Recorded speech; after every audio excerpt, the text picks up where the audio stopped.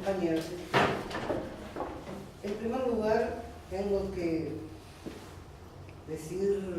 pedir disculpas, pero bueno, no dependía de nosotros, que el compañero Rafael Guarga no va a estar presente porque surgió una actividad muy importante de orden laboral en Panamá y tuvo que viajar urgentemente.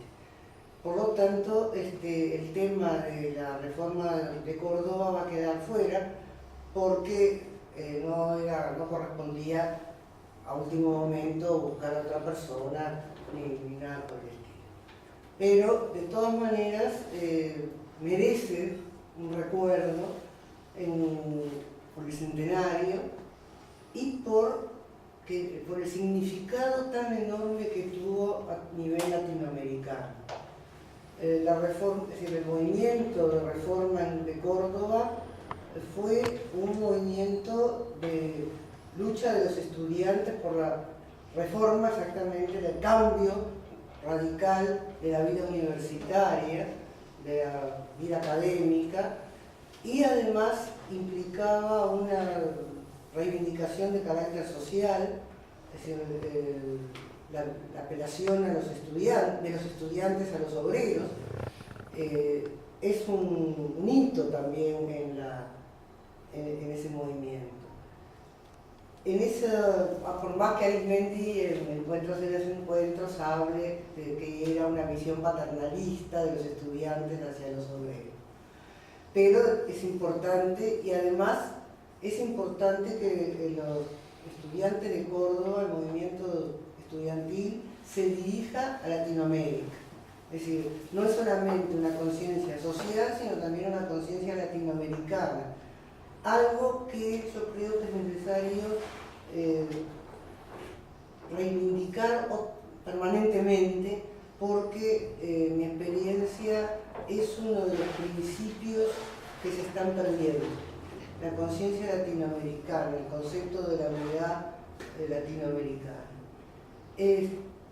Tenemos que agradecer muchísimo al colectivo F5 por participar en esta actividad aportando este documental que yo conozco y me pareció sumamente interesante, y yo le voy a pedir a algunos de los compañeros que expliquen brevemente el origen del material y el origen de esta tarea que asumieron.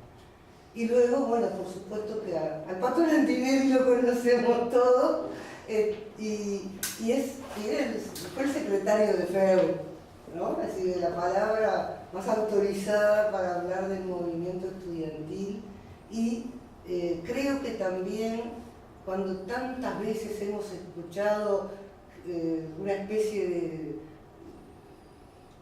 de leitmotiv de que el movimiento estudiantil fue una especie de consecuencia del Mayo francés, yo creo que es muy importante lo que Jorge Landinelli nos tiene para decir en ese sentido. Yo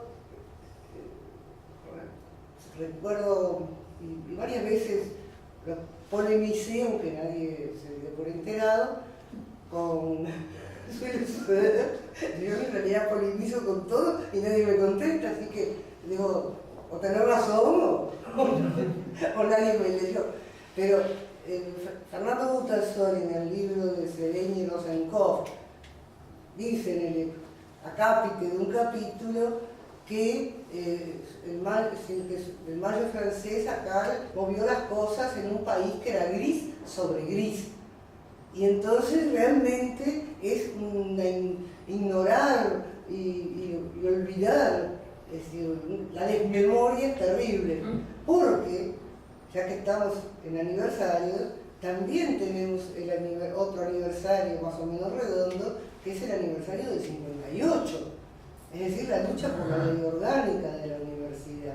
No era tan gris sobre gris, ¿no? Y la consigna de obreros y estudiantes venía desde el 58.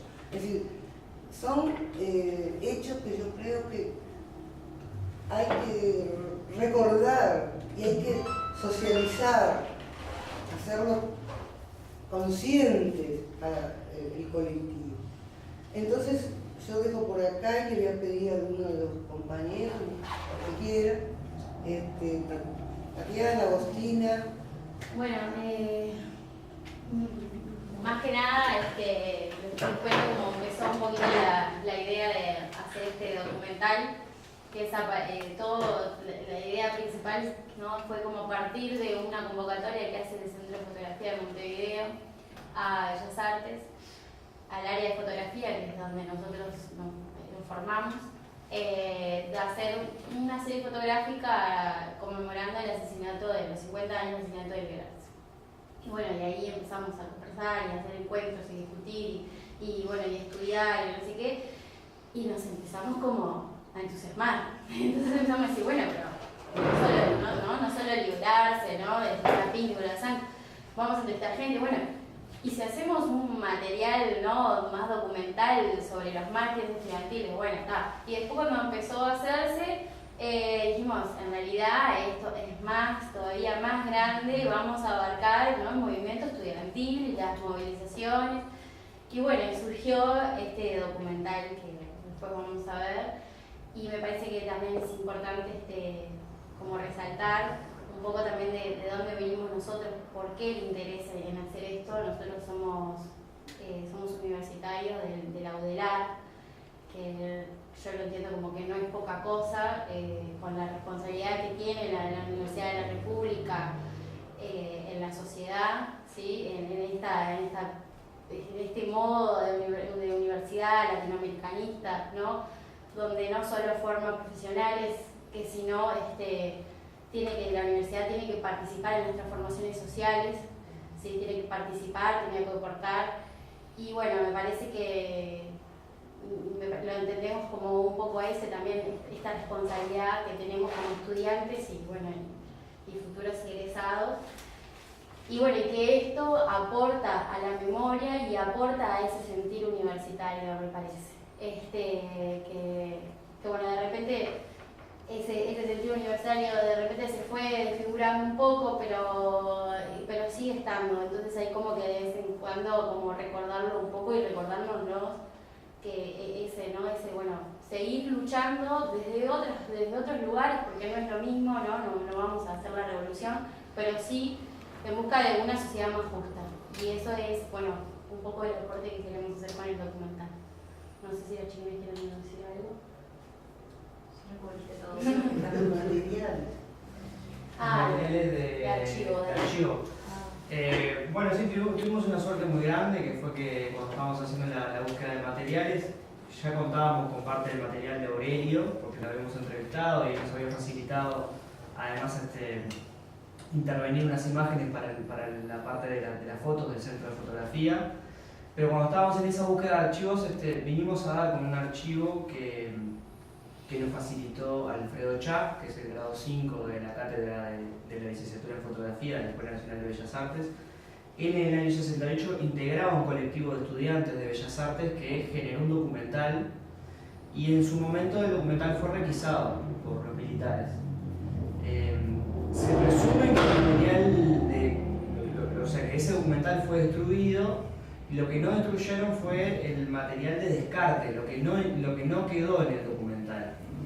Ese material fue hallado por alguna persona que lo acercó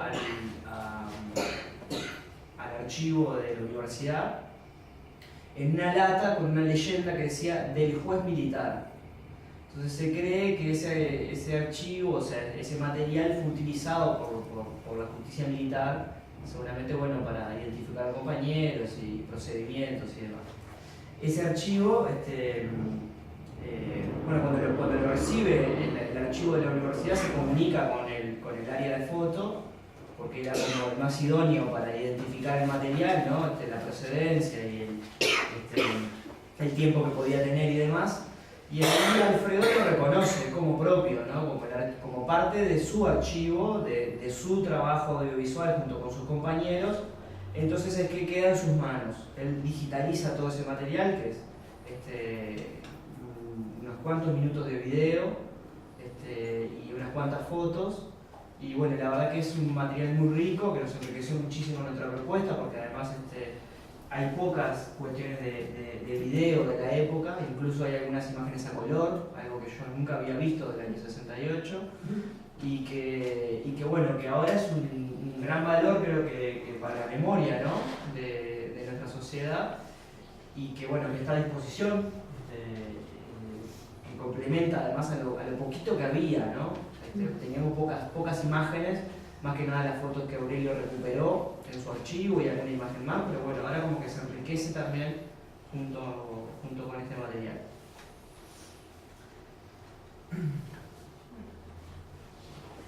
Empezamos por la película. ¿Sí?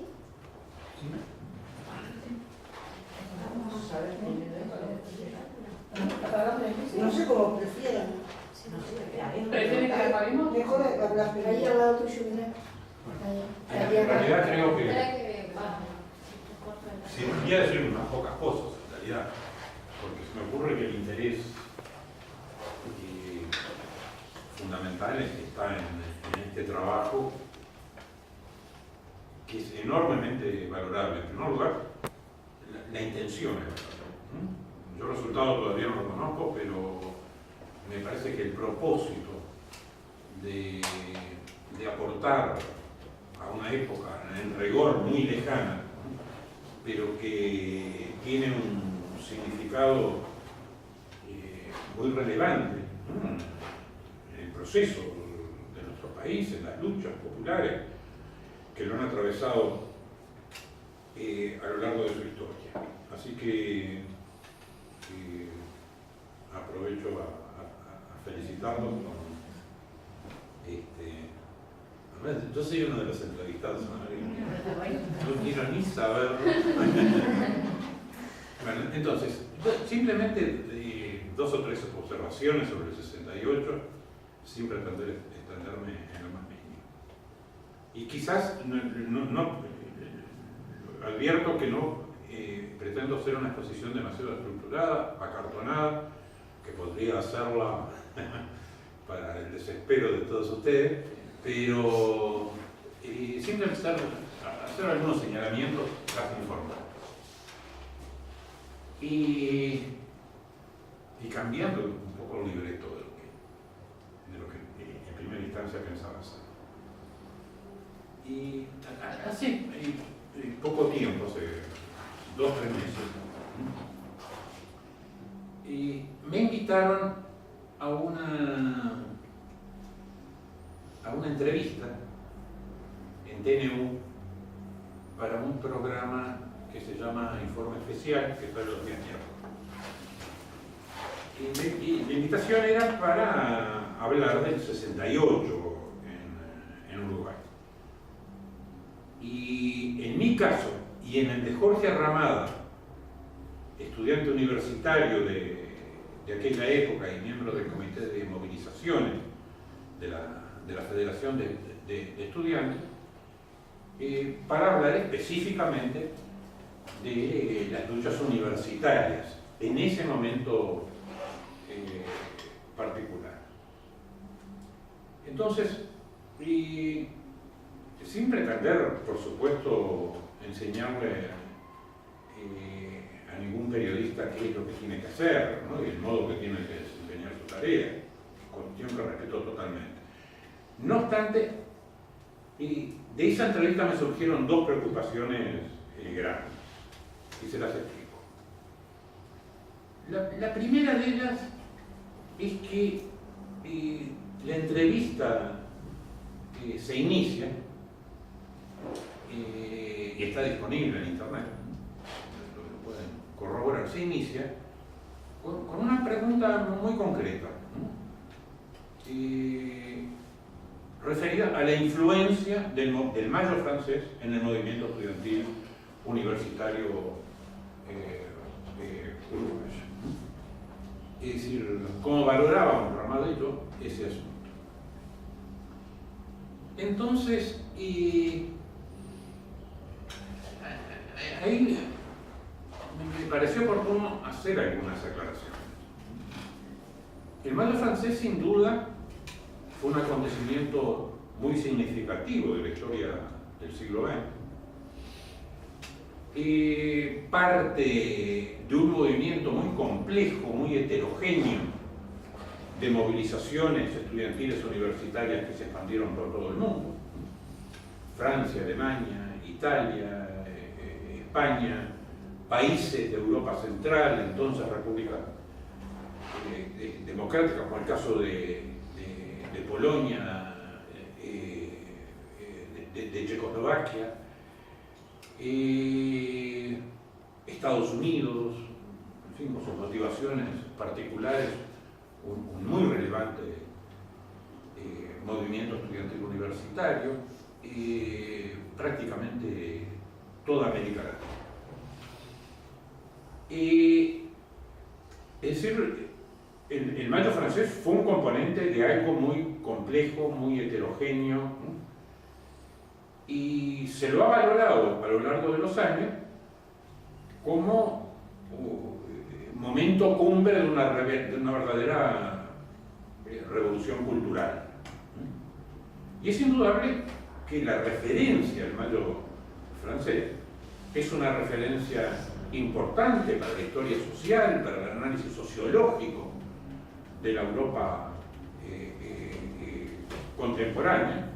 Es indudablemente cierto, ¿no?, que tuvo un impacto político relevante, ¿no?, en Francia, que implicó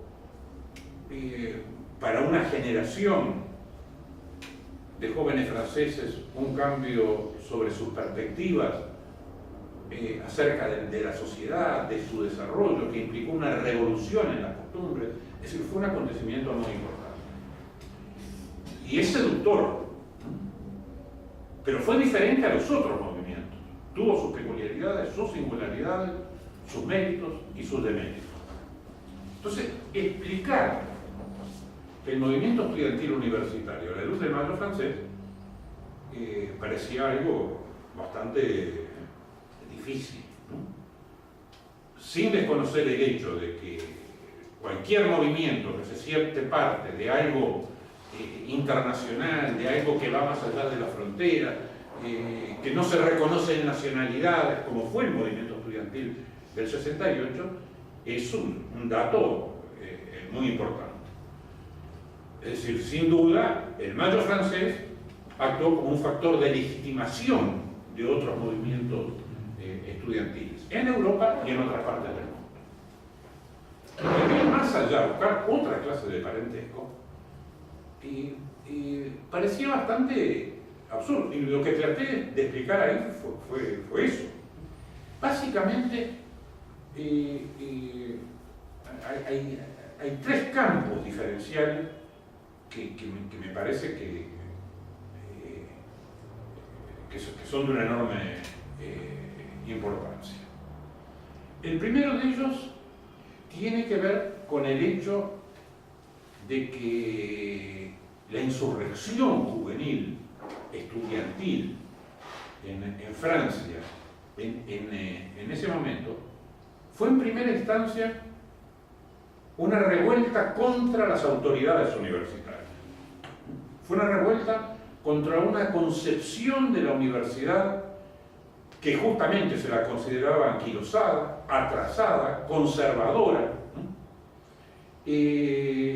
reactiva ante los procesos de cambio que podían atravesar a la sociedad, y académicamente improductiva. Es decir, una universidad enclaustrada, una universidad cultivadora de un saber ilustrado, bastante lejano de la realidad. Es decir, las críticas que se vuelcan sobre la universidad son enormes, y el primer motivo del mayo francés es cambiar esa universidad, ¿no?, cambiarla de raíz, cambiarla.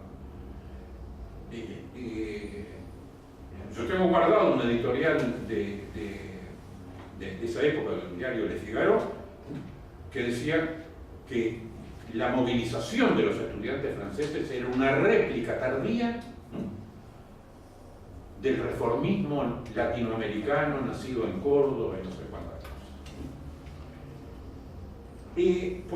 ¿Por qué señaló esto? porque en todo ese convulso 1968, represión del 1 de mayo, movilizaciones de los estudiantes de secundaria, del magisterio, de UTU, movilización estudiantil universitaria, baleamiento de estudiantes universitarios en la esquina acá del 18, el 6 de junio de ese año,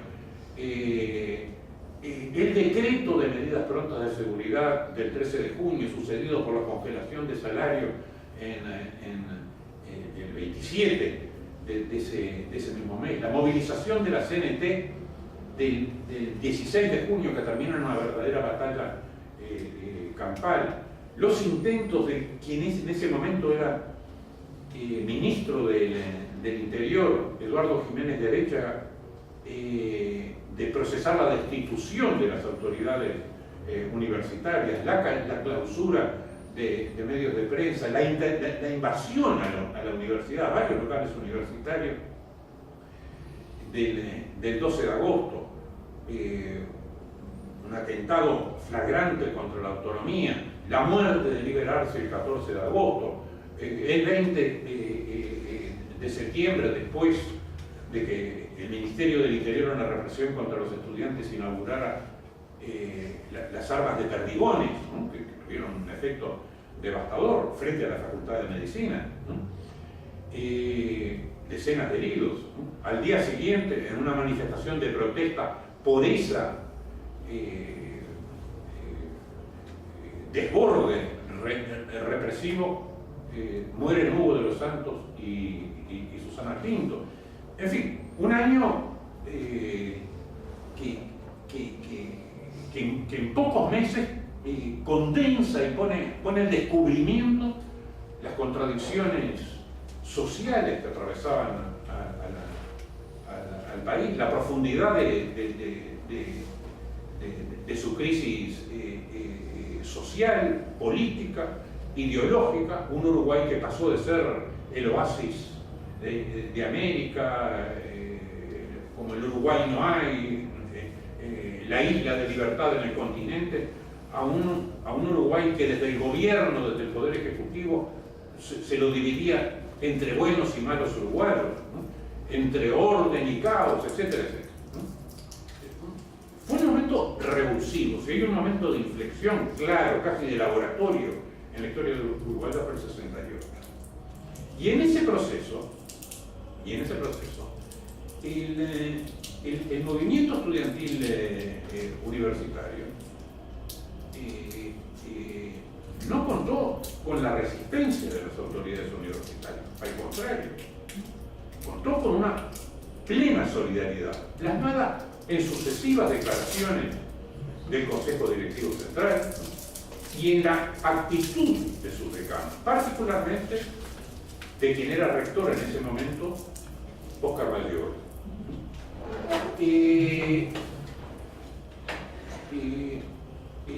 Es una pieza trascendente desde el punto de vista histórico, por sus contenidos políticos, éticos, por su fuerza moral, el discurso que el rector de la universidad pronunció en el sepelio de Liberarse. Cuando explicó con palabras que yo no puedo reproducir seguramente, ¿no?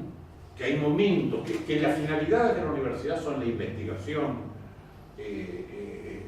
la enseñanza, la formación de ciudadanos, etc., la extensión universitaria. En la vida normal, esas son las funciones de la universidad: investigación, enseñanza, extensión. Pero que hay momentos en la vida de los países donde la universidad tiene, ¿no?, que jerarquizar otras cuestiones, que en el caso uruguayo estaban mandatadas por su ley orgánica, como eran la defensa de las libertades democráticas, la defensa de la justicia social, ¿no?, el rechazo a toda forma de autoritarismo, de dictadura, etcétera, etcétera. Y digo esto, Francia, en primer lugar, una movilización por reformar la universidad, por transformar la universidad en una movilización contra sus autoridades. En el caso uruguayo eso no ocurrió, al contrario. Hay una comunidad de intereses entre la autoridad universitaria y el movimiento estudiantil universitario. Esa es una diferencia clave que se podría explicar, documentar, que se ha explicado y se ha documentado. Y que me parece importante tener muy en cuenta. El movimiento estudiantil universitario en Uruguay no es el movimiento francés como no es de otras partes del mundo, pero no es el francés en primer lugar, ¿no? Porque es un movimiento que moviliza la solidaridad del conjunto de la comunidad universitaria. Eso es muy importante. Es una diferencia clara. La segunda cuestión, claro, en este programa todo tuvo que decirlo en un minuto, pero bueno. La segunda cuestión.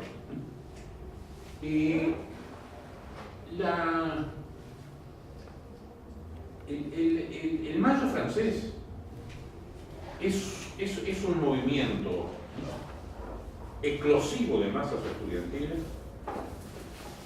que pasa por arriba y que sepulta las antiguas estructuras de organización del estudiantado francés, en particular la Unión Nacional de Estudiantes de Francia, que era una organización que había adquirido mucho prestigio, que se había creado en la época de la ocupación nazi de Francia durante la Segunda Guerra Mundial y fue un elemento importante en los movimientos de resistencia a la ocupación, ya podemos de Petén, en fin, todo el asunto en Francia, que tenía una trayectoria, que había sido muy solidaria con el proceso de independencia de Argelia. Era una organización que tenía sus publicaciones regulares, era una organización. En el 68, en las primeras de cambio, la Unión Nacional de Estudiantes de Francia desapareció, ¿no? En medio de un movimiento con una enorme carga de espontaneidad, asambleístico en su modo de funcionamiento, que no reconocía ni organizaciones ni autoridades. Esto lo hizo, en buena medida contribuyó a que el movimiento estudiantil francés del 68 fuera un movimiento esporádico, fugaz, transitorio, ¿no? Que dejó huellas políticas, culturales, intelectuales, pero que no generó una organización estudiantil universitaria que se proyectara desde ahí hacia el futuro, hacia algo del futuro. Es decir, se agotó en el propio 68. Y bueno, el caso uruguayo es bien distinto. Es bien diferente. La movilización estudiantil universitaria se estructuró en función de una organización, la Federación de Estudiantes Universitarios del Uruguay, que era una organización plural, ¿no? A la que concurrían tendencias, formas de pensamiento, sensibilidades muy diversas, ¿no? Y que tenía una trayectoria histórica reconocida. La Federación de Estudiantes Universitarios es una consecuencia, se creó en abril de 1929, fue una consecuencia local inmediata del movimiento reformista universitario que se inicia en Córdoba en 1918 y que levanta esa plataforma que seguramente Rafael Guardo hubiera evocado de muy buena manera, ¿no? Que implicaba el reconocimiento formal de la autonomía, pero la autonomía ligada al cogobierno, ¿no? De estudiantes, de docentes, de estudiantes y docentes fundamentalmente, en algunos casos también de egresados, ¿no? Que proponía una universidad comprometida con los intereses generales de la sociedad, para lo cual tenía que desarrollar actividades de investigación, para lo cual debía realizar actividades de extensión, para lo cual se postulaba la creación de universidades populares, ¿no? Que se crearon efectivamente en muchas partes de América Latina y también nuestro país, por un periodo breve, entre 1936 y 1942, hubo una universidad popular acá, una universidad para los obreros, una universidad ligada a los sindicatos, en fin, no se trata de explicar eso ahora. Y postulaba cuestiones básicas que era la democratización interna de la universidad, el régimen de concurso para la designación de los profesores, la libertad de cátedra como una cuestión clave de la vida universitaria, la libertad de opinión dentro de la universidad, postulaba una transformación pedagógica, un cambio radical. Y también reivindicaba el distanciamiento de la universidad en relación a la influencia de la Iglesia, que era cuestión que era visualizada como un legado de la época colonial. Es cierto que nuestro país entró en el proceso de la reforma con cierta peculiaridad. La demanda de autonomía en el Uruguay, la autonomía estaba reconocida desde el Estatuto de 1849, cuando se creó la Universidad de la República. Y la Constitución del 17, un año antes de la reforma de Córdoba, en el artículo 100 estableció la autonomía de la universidad. El cogobierno en otros lados era una iniciativa muy novedosa. En el caso uruguayo eso no era así. La Ley Orgánica de 1908, regresiva por donde se la mire, en este aspecto no lo fue. Al influjo de un congreso de estudiantes latinoamericanos que hubo acá en 1908, que lo presidió Baltasar Bruno y que después fue presidente del país, se postuló el cogobierno y en la Ley Orgánica de 1908 se incorporó el cogobierno a nivel de los distintos consejos de las facultades, con una salvedad de que no lo podía ejercer el cogobierno un estudiante, sino un egresado elegido por los estudiantes. En medio de todas esas cosas, en el 29 surge la FEU, el producto más importante, la FEU, que es solidaria con la República Española, que tiene un papel claramente anti